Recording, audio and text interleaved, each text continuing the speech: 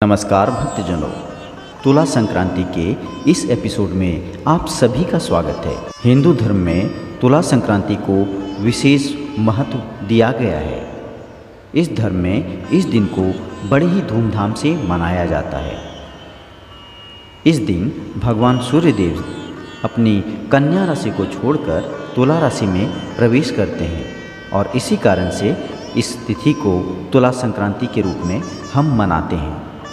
पंचांग के अनुसार तुला राशि में प्रवेश करने का शुभ मुहूर्त 17 अक्टूबर 2022 को दोपहर 1 बजे बताया गया है।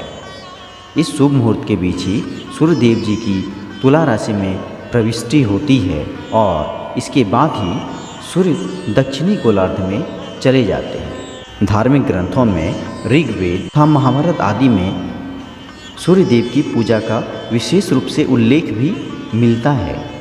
इस दिन सुबह जल्दी उठकर स्नान आदि से मुक्त होकर सूर्य को अर्घ्य देने का भी विधान है तथा सभी पुराणों में महालक्ष्मी जी की पूजा को ही बताया गया है।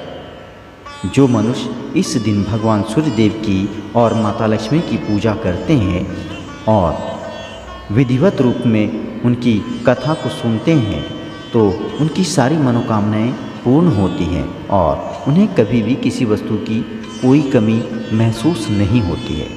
आइए अब हम तुला संक्रांति की कथा को जानें। हमारे हिंदू धर्म में कुल 18 पुराण हैं, जिनमें एक स्कंद पुराण है और स्कंद पुराण में कावेरी नदी की उत्पत्ति के बारे में कई कथाएं प्रचलित हैं, जिनमें एक है विष्णु माया नामक लड़की के बारे में जो भगवान ब्रह्मा जी की पुत्री थी, जो बाद में कावेरा ऋषि की बेटी बनी।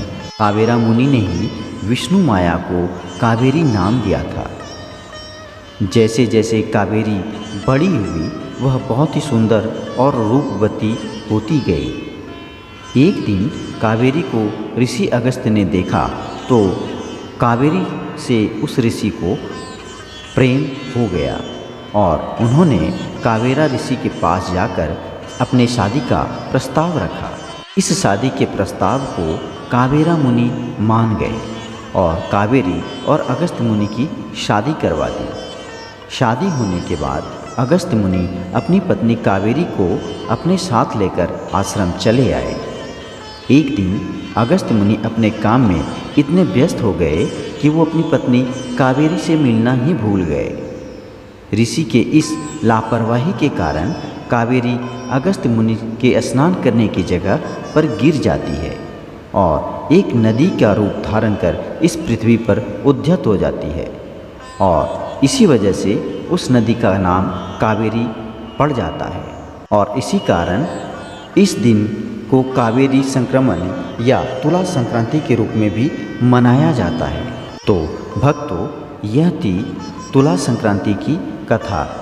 उम्मीद है आपको मेरी यह छोटी सी वीडियो पसंद आई होगी। अगर आपको वीडियो अच्छा लगा हो तो आप इसे लाइक करें, मेरे चैनल को सब्सक्राइब करें और साथ ही बेल आइकन दबाना ना भूलें। तो मिलते हैं आपके साथ फिर किसी अगली कथा को लेकर अगले वीडियो में। तब तक के लिए मुझे आज्ञा दीजिए।